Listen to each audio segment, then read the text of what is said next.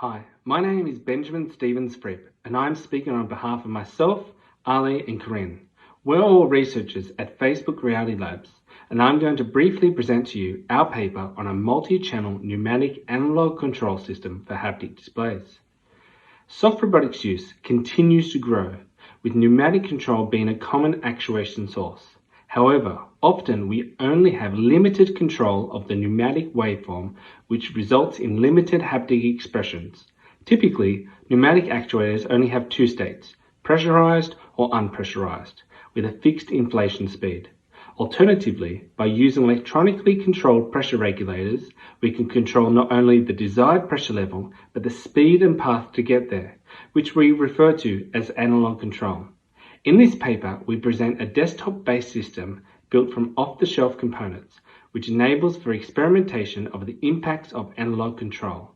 In addition, we illustrate a sample user interface that allows for quick development, customization, and rapid testing of various waveforms for a multi-channel pneumatic haptic display.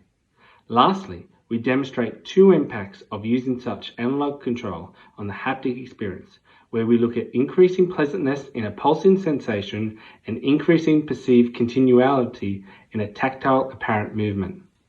In our setup, we use electronically controlled piezo regulators due to their high speed and relatively quiet operation, which are controlled through a 0 to 10 volt signal. To control these regulators, a National Instruments data acquisition module was used, with an analog voltage output to send pressure commands and an analog voltage input to record both the sent pressure commands and the actual pressure simultaneously. The GUI was created to enable the design of various haptic patterns and test them on multi-channel pneumatic haptic displays. The GUI provides users, such as engineers, designers, scientists, and students, with the flexibility to vary signal parameters, play them through diverse combinations of channels, store them for future use, and characterize the feel of feedback rendered on the haptic device. To test the impacts of an analog signal with an ASR profile, a pilot study was conducted with 6 participants using a bellow band on their right wrist. In the first part of the study, we tested the pleasantness by presenting 6 different waveforms to the participants.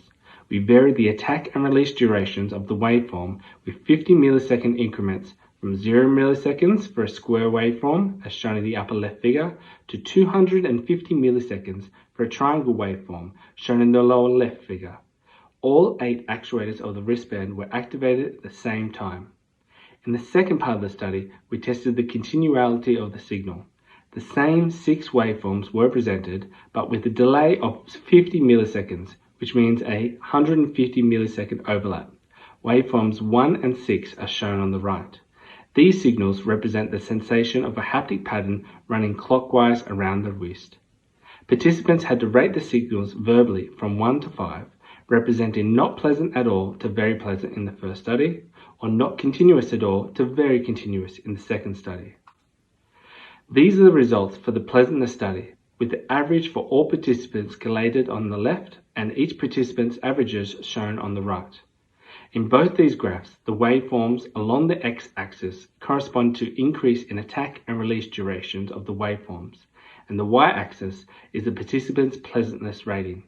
We can see the visual correlation between the increase of the attack and release duration and the rating of sensation of pleasantness, which although plateaus, there is a clear trend across all participants. Here are the results for the sensation of continuality. Again, both the average for all participants and the individual participant averages are shown. Once again, you can see the visual correlation between the increase in attack and release durations and the rating of the signal continuity. The results of our pilot study not only show that the change in attack and release parameters of the waveform are perceivable, but they lead to changes in the experience by increasing the pleasantness of a pulse sensation and continuality of the movement sensation. There are a wide variety of applications and needs for haptic displays, and due to these differences in desired experience, there is no universal optimal haptic waveform profile. For the pulse sensation presented here, some applications will require the square waveform to produce a more urgent and attention-grabbing notification. Some will desire the pleasant triangle waveform, whilst others somewhere in between. However, using this system increases the degrees of freedom available to designers to prototype and experiment the best waveform possible for their application. In our future work, we will examine a variety of different waveform profiles and pressure levels across various pneumatic haptic displays to examine the impact on the type of experience we create.